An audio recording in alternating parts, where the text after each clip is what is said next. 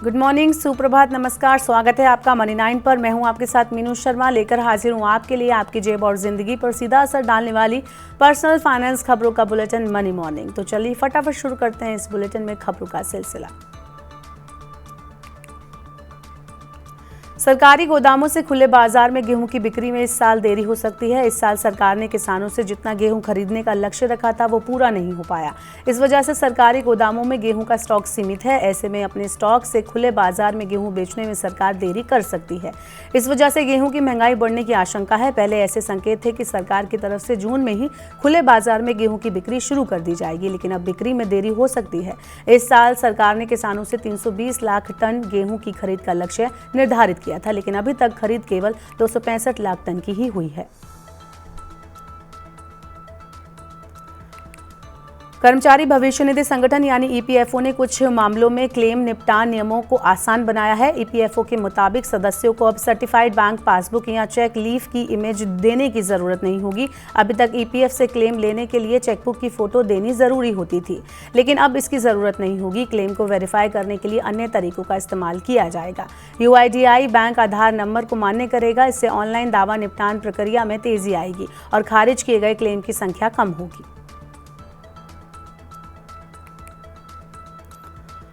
आलू, प्याज, टमाटर के दाम बढ़ने से मई में शाकाहारी थाली फिर महंगी हो गई है। वहीं चिकन के दाम घटने से मांसाहारी थाली सस्ती हुई है। शाकाहारी थाली में रोटी, चावल, दाल, दही, सलाद के साथ प्याज, आलू, टमाटर को शामिल किया जाता है।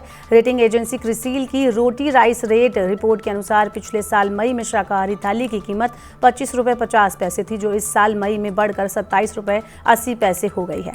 सालाना आधार पर शाकाहारी थाली 9% महंगी हुई है। थाली महंगी होने की वजह आलू, टमाटर, प्याज, चावल व दालों के दाम बढ़ना है। पूंजी बाजार नियामक सेबी ने इन्वेस्टर्स के डीमैट अकाउंट में सिक्योरिटीज के डायरेक्ट भुगतान की प्रक्रिया को अनिवार्य बनाने का फैसला किया है। 14 अक्टूबर 2024 से क्लियरिंग कॉर्पोरेशन के लिए डीमैट अकाउंट में सीधे सिक्योरिटीज को ट्रांसफर करना अनिवार्य होगा। वर्तमान व्यवस्था में क्लियरिंग कॉर्पोरेशन सिक्योरिटीज के भुगतान को ब्रोकर के खाते में जमा करता है। इसके बाद ब्रोकर संबंधित ग्राहक के डीमैट अकाउंट में इन्हें जमा किया जाता है। ये कदम परिचालन दक्षता बढ़ाने और ग्राहकों की सिक्योरिटीज के साथ जोखिम को कम करने के लिए उठाया गया है। चेक बाउंस के मामलों को देखते हुए दिल्ली नगर निगम आगामी 1 जुलाई से चेक के जरिए प्रॉपर्टी टैक्स का भुगतान स्वीकार नहीं करेगा। एमसीडी ने कहा है कि अगले महीने से प्रॉपर्टी टैक्स का भुगतान डिजिटल तरीके से यूपीआई वॉलेट, डिमांड ड्राफ्ट, पे ऑर्डर या किसी भी ऑनलाइन भुगतान माध्यम के जरिए करना होगा। एमसीडी ने कहा है कि चेक बाउंस होने से होने वाले कानूनी मुद्दों के कारण इस माध्यम से प्रॉपर्टी टैक्स का भुगतान जुलाई में बंद कर दिया जाएगा। सरकार देश भर में हवाई कनेक्टिविटी को बढ़ावा देने के लिए 300 हवाई पट्टियों का अध्ययन कर रही है, ताकि उन्हें ब्राउनफील्ड हवाई अड्डों के रूप में विकसित किया जा सके। भारत में कुल 453 हवाई पट्टियां हैं, जिसमें से केवल 157 को ही एयरपोर्ट के तौर पर संचालित किया जा रहा है। भारत एक बड़ा देश है और देश के विभिन्न हिस्सों को आपस में जोड़ना महत्वपूर्ण है। इसलिए सरकार टियर 2 और टियर 3 शहरों में एयर कनेक्टिविटी को बढ़ावा देना चाहती है। घरेलू हवाई यात्रियों की संख्या मई में सालाना आधार पर 5.1% बढ़कर 1 करोड़ 38 लाख रही। कोविड महामारी से पहले के स्तर से ये लगभग 14% ज्यादा है। रेटिंग एजेंसी इकरा के मुताबिक स्थिर लागत परिवेश के बीच घरेलू और अंतर्राष्ट्रीय हवाई यातायात में निरंतर सुधार के साथ भारतीय विमानन उद्योग का दृष्टिकोण स्थिर बना हुआ है। चालू वित्त वर्ष में भी ये रुझान जारी रहने की संभावना है। पिछले महीने एयरलाइन की क्षमता सालाना आधार पर 6% बढ़ी है।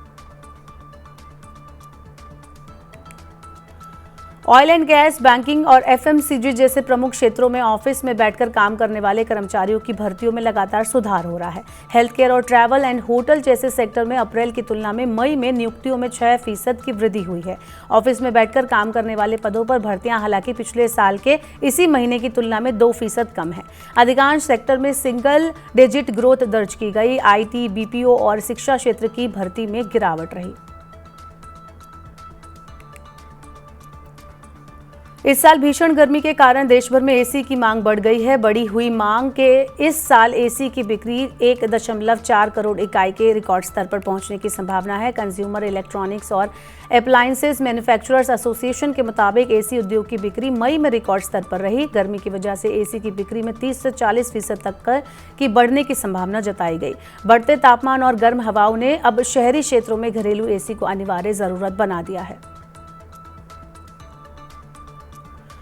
देश के कई हिस्सों में भीषण गर्मी के बीच कोला, आइसक्रीम सहित गर्मी से राहत प्रदान करने वाले अन्य उत्पादों की मांग लगातार बढ़ रही है। पेप्सिको इंडिया और कोका कोला ने कहा है कि पूर्वी, उत्तर और मध्य भारत में मांग में भारी उछाल आया है। कंपनियों ने मांग में भारी बढ़ोतरी की संभावना को देखते हुए अपनी इन्वेंट्री बढ़ा दी है।